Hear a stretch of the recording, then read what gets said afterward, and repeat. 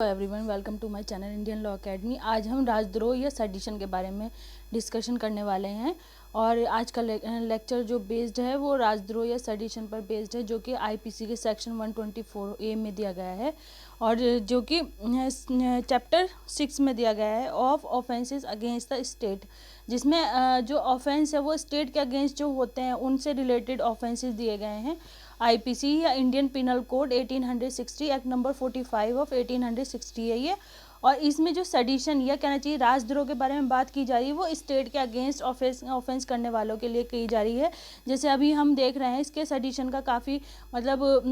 जो हम डिबेट वगैरह देखते हैं न्यूज़ चैनल में, यह कहना चाहिए फार्मर्स का जो प्रोटेस्ट चल रहा है उस पर जो केस हो रहे हैं फार्मर्स के ऊपर, यह कहना चाहिए जो दंगाई बताए जा रहे हैं उनके ऊपर, तो वो इस तरह के जो चार्जेस लग रहे हैं, इस तरह के जो कहना चाहिए एक्ट है, जैसे यूएपीए है, अनलॉफुल एक्टिविटी प्रिवेंशन एक्ट है एक, तो उसमें लगते हैं। फिर सेडिशन जो है राजद्रोह इसमें लगता है और इसमें कॉन्स्पिरेसी के चार्जेस भी लगते हैं, जो सेक्शन 120 में दिया गया है। 120 ए में दिया गया है क्रिमिनल कॉन्स्पिरेसी, जिसमें कॉन्स्पिरेसी से रिलेटेड भी ऑफेंस है। तो बेसिकली जो चैप्टर 5A है वो क्रिमिनल कॉन्स्पिरेसी के बारे में बात करता है, उसके लिए आज हम उस पर डिस्कशन नहीं कर रहे हैं। आज जो हमारा मतलब डिस्कशन है वो मेन बेस्ड है चैप्टर 6 में of offences against the state, जो स्टेट के अगेंस्ट ऑफेंस किए जाते हैं। तो ज़्यादातर जो प्रोटेस्टर्स होते हैं या डेमोस्ट्रेशन जो करते हैं, पीसफुल डेमोस्ट्रेशन करने वालों पर नहीं, जो कि पीसफुल डेमोस्ट्रेशन नहीं करते उन पर, तो ये चार्जेस लगते हैं। ज़्यादातर राजद्रोह के भी चार्जेस लग जाते हैं और यूएपीए एक्ट में भी उन्हें वो कर जाता है, कन्विक्ट किया जाता है और या फिर नेशनल सिक्योरिटी एक्ट भी लगाया जाता है उनके ऊपर। और बहुत से उस एरिया में जहाँ पर डेमोस्ट्रेशन हो रहा है या जहाँ पर इस तरह की कंडीशन हो जाती है, जहाँ पर हमला या बलवा होने की कंडीशन बनी रहती है, तो वहाँ पर जो एडमिनिस्ट्रेटिव अथॉरिटी है उसके पास पावर है सेक्शन 144 सीआरपीसी की लगाने की। और जो आईपीसी की 144 सेक्शन है वो उसमें डेफिनेशन दी गई है कि अनलॉफुल या कहना चाहिए एक्टिविटी वगैरह के टाइम पे या ऐसे टाइम पे जो है जो एडमिनिस्ट्रेटिव अथॉरिटी है उसके पास पावर है वहाँ पे धारा 144 लगा सके, 4 से ज़्यादा लोग इकट्ठे ना हो, जिससे कि ये सब चीज़ें। और अभी भी गाजीपुर बॉर्डर पे और ये टीकरी बॉर्डर और कहना चाहिए सिद्धू बॉर्डर, जहाँ जहाँ पे ये प्रोटेस्ट चल रहा है वहाँ पे भी धारा 144 लगा दी गई है, जैसे कि आप लोग सभी जानते होंगे, न्यूज़ वगैरह देखते होंगे। तो ये जो है एक तरह से सिक्योरिटी के पर्पस से किया जाता है, जिससे कि जो ऑफेंस है जो स्टेट के खिलाफ कर सकता है या अगेंस्ट किए जा सकते हैं वो रोके जा सके। पीस एंड सिक्योरिटी जो है जो लोगों की या सिटीजन्स की मेंटेन रखने के लिए ऐसा किया जाता है, जो एडमिनिस्ट्रेटिव अथॉरिटी के द्वारा किए जाते हैं इस तरह के एक्ट या इस तरह के जो चीज़ें हैं वो सब की जाती है सिक्योरिटी के पर्पस से। तो इसमें हम आज जो राजद्रोह है, राजद्रोह भी एक ऐसा ही मतलब चार्जेस लगाए जाते हैं जो प्रोटेस्टर्स होते हैं या जो डेमोस्ट्रेशन कर रहे हैं, जो कि सोसाइटी के अगेंस्ट हो जाता है या ज़्यादा उग्र हो जाता है, उन लोगों पर इस तरह के लगते हैं। जो जर्नलिस्ट पकड़े गए हैं इस तरह के जो फार्मर्स प्रोटेस्ट में, उनके ऊपर भी इस तरह के चार्जेस लगे हैं। तो आज हम उसके बारे में ही डिस्कशन करने वाले हैं, इसे देख लेते हैं। ये सेक्शन 124A सेडिशन राजद्रोह के बारे में बात करता है, जो कि स्टेट के अगेंस्ट या कहना चाहिए देश के खिलाफ काम करने वालों को या एक्ट करने वालों को किया जाता है, इसमें कन्विक्ट किया जाता है इन चार्जेस में। तो इसे हम देखते हैं कि जो हमारा लॉ है वो इस बारे में क्या कह रहा है। वो एवर बाय वर्ड्स, या तो शब्दों द्वारा, आइदर स्पोकन या रिटन, या तो लिख के उन इस तरह के वर्ड या उसने बोलकर, और बाई साइन या फिर कोई साइन द्वारा, कोई मतलब हाव भाव के द्वारा या इशारों से, और बाई विजिबल रिप्रेजेंटेशन, और विजिबल रिप्रेजेंटेशन बोल लेना मतलब हाव भाव के द्वारा, और अदरवाइज ब्रिंग्स और attempts to bring into hatred और कंटेम्प्ट और एक्साइट्स और attempts to excite disaffection towards the government, मतलब गवर्नमेंट के खिलाफ जो है कुछ इस तरह के अटेम्प्ट करना, या तो रिटर्न में बोलना गवर्नमेंट के खिलाफ, या उसे इशारों के द्वारा भी हो सकता है, ओरल भी हो सकता है, रिटर्न भी हो सकता है और इशारों से भी हो सकता है, या भड़काऊ भाषण देना। ज़्यादातर पॉलिटिकल जो लीडर्स होते हैं जो स्पीच देते हैं उनके ऊपर इस तरह के एक्ट अगर आपने ध्यान दिया होगा तो लगते रहते हैं। जैसे वरुण गांधी के ऊपर भी इस तरह का एक बार सेडिशन के चार्जेस लग चुके हैं भड़काऊ भाषण देने के चलते। तो ये जो है जिससे कि सोसाइटी को या गवर्नमेंट के खिलाफ भड़काना, इस तरह के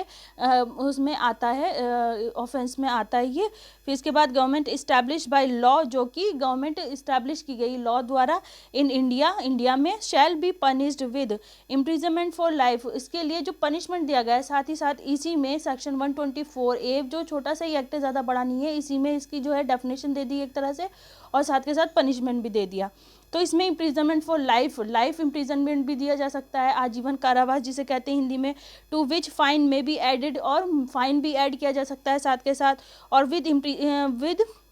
इम्प्रिजनमेंट विच में एक्सटेंड टू 3 ईयर्स, या इम्प्रिजनमेंट भी दिया जा सकता है जो कि 3 साल तक बढ़ाया जा सकता है, और टू विच फाइन में भी एडेड, 3 साल का पनिशमेंट हो या फिर उसके साथ में फ़ाइन भी ऐड किया जा सकता है, और विद फाइन मतलब ऐड किया जा सकता है। फिर इसके बाद एक इसमें एक्सप्लेनेशन दी गई है, जो वर्ड्स हैं इसमें कुछ, जैसे कि है डिसअफेक्शन, इसको जो है एक्सप्लेन किया गया है। डिसअफेक्शन से मतलब क्या होगा, सोसाइटी के अगेंस्ट, मतलब डिसअफेक्शन फैलाना या गवर्नमेंट के खिलाफ, मतलब इस तरह के डिसअफेक्शन फैलाने से मतलब क्या है, इसमें इसे क्लियर किया गया है। एक्सप्लेनेशन फर्स्ट देख लेते हैं हम। The expression disaffection includes disloyalty and all feelings of enmity, मतलब डिसलॉयल्टी फैलाना और ऑल फीलिंग्स ऑफ एनमाइटी, या किसी तरह की दुश्मनी टाइप निकालते हैं उस तरह की चीज़ें, वो सब नहीं करनी चाहिए, ऐसा कहा जा रहा है। फिर नेक्स्ट जो एक्सप्लेनेशन दी गई है उसमें क्या कहा जा रहा है देखते हैं। अगर आप चाहें तो इसके साथ मेरे साथ डायरेक्ट लेके भी पढ़ सकते हैं, जिससे इजीली आपको समझ में आ जाए। फिर comments expressing disapprobation of the measures of the government with a view to obtain their alteration by lawful means without exciting or attempting to excite hatred, contempt or disaffection do not constitute an offence under this section. इसमें basically ये कहा जा रहा है कि या तो कोई भी मतलब इस तरह के क्रिमिनल वर्ड्स बोले जा रहे हैं, या इस तरह की मतलब हीन भावना फैलाई जा रही है गवर्नमेंट्स के खिलाफ, या तो वर्ड्स यूज़ किए जा रहे हैं, या कोई भाषण वगैरह दिए जा रहे हैं बहुत जैसे पॉलिटिकल पार्टीज़, जैसे ज़्यादातर मैंने मतलब अभी मैंने एग्जांपल बताया, पॉलिटिकल पार्टीज़ अपनी स्पीचेस में दूसरी पार्टीज़ के लिए काफ़ी कुछ बोल देती है, तो वो उसमें रूलिंग पार्टी भी हो सकती है, अपोजिशन पार्टी भी हो सकती है, तो उसमें कहीं ना कहीं डिसअफेक्शन पैदा करना गवर्नमेंट के खिलाफ लोगों के मन में,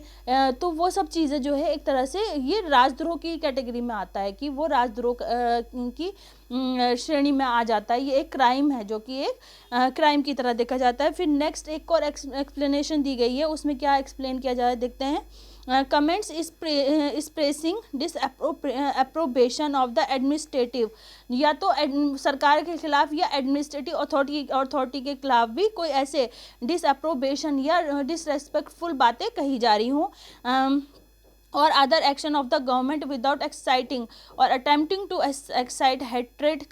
contempt or disaffection do not constitute an offense under this section। मतलब ये है कि कुछ ऐसे वर्ड्स इस्तेमाल किए जा रहे हैं जो कि या तो एडमिनिस्ट्रेटिव अथॉरिटी के अगेंस्ट हो या फिर स्टेट के अगेंस्ट भी हो सकते हैं। अगर इस तरह के नहीं हैं वो वर्ड्स, तो वो जो है राजद्रोह की कैटेगरी में नहीं आएंगे, जिससे कि भड़काऊ भाषण नहीं हो, तो वो मतलब डिसरेस्पेक्टफुल नहीं हो वो वर्ड्स, तो वो बिल्कुल भी राजद्रोह की कैटेगरी में नहीं आएंगे। लेकिन अगर इस तरह के हैं या वो इंटेंशनली इस तरह से किया जा रहा है कि जो रूलिंग गवर्नमेंट है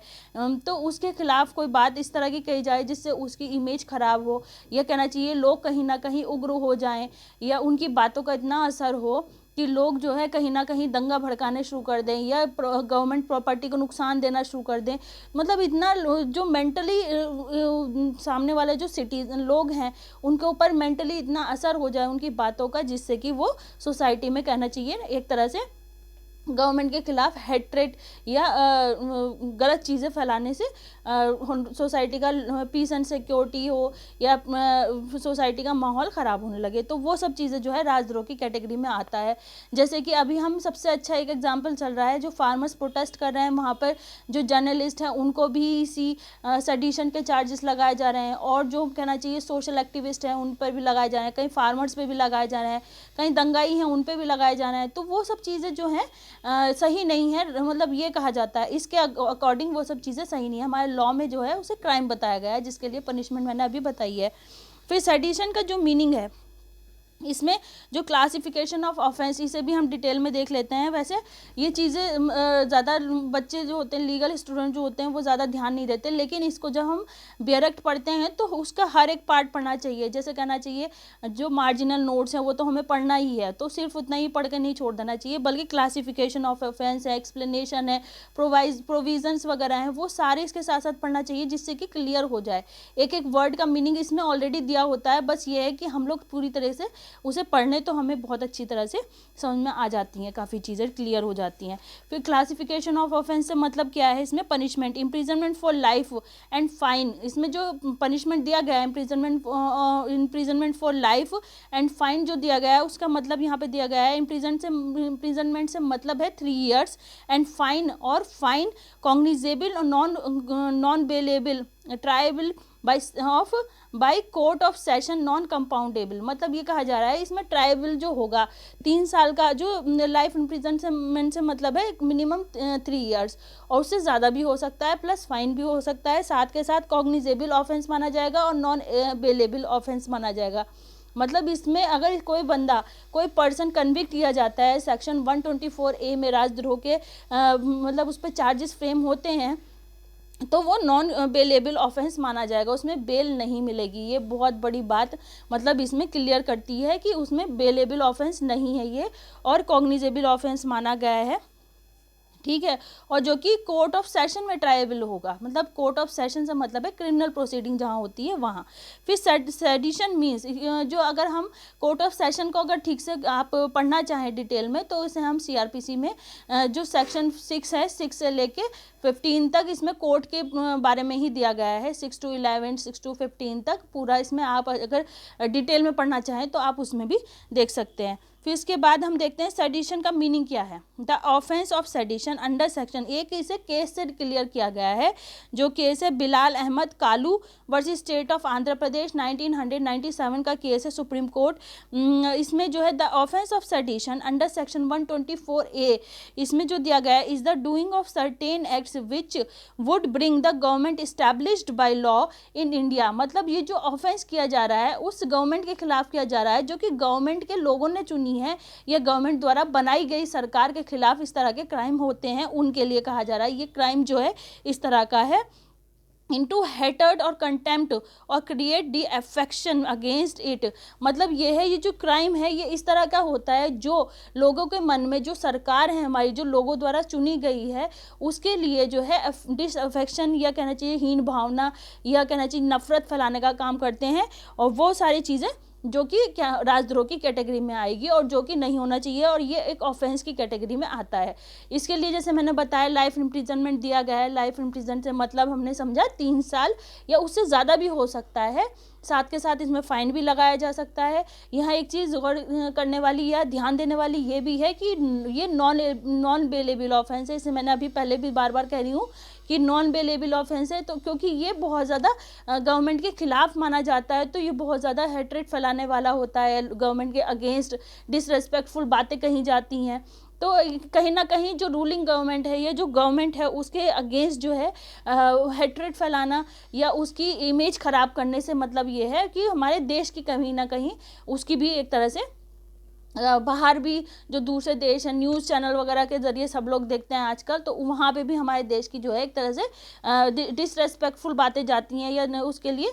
बहुत ज़्यादा मतलब सोशल मीडिया के द्वारा तो आप सभी जानते हैं बहुत जल्दी हर चीज़ फैलती है। तो ये चीज़ सही नहीं है, जो कि देश की या कंट्री किसी भी देश की इमेज के लिए सही नहीं है, क्योंकि जो वो गवर्नमेंट है वो लोगों द्वारा चुनी गई होती है। जैसे इंडिया में होता ही है, लोगों द्वारा चुनी गई सरकार है, उसके खिलाफ इस तरह की बातें आना वो सही नहीं मानी जाती। तो इस वजह से इसे डिसरेस्पेक्टफुल या कहना चाहिए सरकार के अगेंस्ट कहा जाना करने वाला काम जो है बहुत बड़ा मान जाता है, इसीलिए नॉन एबल ऑफेंस भी कहा गया है और नॉन बेलेबल कॉग्निजेबल ऑफेंस माना गया है, और साथ ही साथ नॉन बेलेबल है। और इसमें जो है पनिशमेंट जो है लाइफ इम्प्रिजनमेंट भी दिया जा सकता है 3 साल के साथ साथ 3 साल तो मिनिमम है, मैक्सिमम जो है वो लाइफ इम्प्रिजनमेंट भी दिया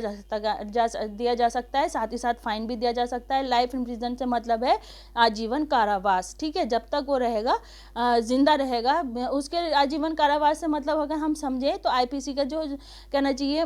जनरल एक्सेप्शन है उसमें इसका दिया गया है मिनिमम 20 ईयर्स तक कहा गया है इसमें। तो लाइफ इम्प्रिजनमेंट मतलब उसमें उन सारे क्राइम्स के लिए दिया जाता है जो बहुत ही ज़्यादा हीनियस क्राइम होते हैं, तो ये भी काफ़ी हीनियस क्राइम माना जाता है। तो आज के लिए इतना ही। अगर मेरा आज का लेक्चर आपको पसंद आया हो तो इसे लाइक करें और ज़्यादा से ज़्यादा शेयर करें, कमेंट करें, क्योंकि आपके कमेंट जो है हमें बहुत मतलब आगे अच्छी अच्छी वीडियो बनाने के लिए इनकरेज करते हैं। तो प्लीज़ आपके जो कमेंट है वो बहुत मायने रखते हैं। और किसी भी अगर मतलब टॉपिक पर वीडियो आपको चाहिए हो तो मुझे कमेंट करके बताएं। तो आज के लिए इतना ही। Thank you so much. अगली वीडियो में मिलते हैं।